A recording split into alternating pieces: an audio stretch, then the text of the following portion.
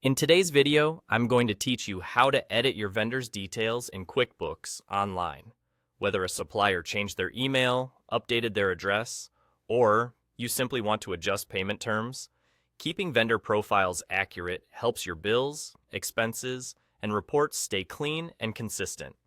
Start by opening QuickBooks Online and looking at the left-hand navigation panel. Click on Expenses. This takes you to the part of QuickBooks where your spending is organized. From here, go to the Vendors tab. Depending on your region, this tab might be labeled Suppliers, but it serves the same purpose. Once you're there, you'll see a list of all your vendors in one place. If you have a long list, the search bar and filters at the top can help you quickly find who you're looking for. Click on the vendor you want to edit to open their details. This opens a profile page that shows recent transactions and summary information. To make changes, look to the top right and click the Edit button. That opens the vendor's full profile form. Here's where you can update what matters most.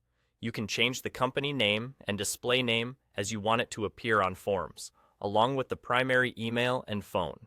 Check the billing address and any shipping address, especially if you mail checks or depend on accurate remittance details. Review payment terms and the default expense or account if you consistently categorize purchases the same way.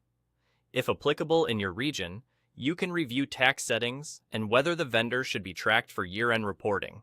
You can also add notes to capture internal reminders and attach relevant documents so everything stays with the vendor profile. A quick tip: keep the display name consistent and avoid extra punctuation or variations that can create duplicates. If you spot two profiles for the same vendor, decide which one to keep and standardize the name on the profile you'll use going forward. Also, double-check email addresses and banking-related details for accuracy to prevent bounced communications or payment issues. When you're done making your changes, click Save. Your updates are now part of the vendor profile. This won't alter the details on past posted transactions, but your new information will be used on future bills and expenses you create for that vendor.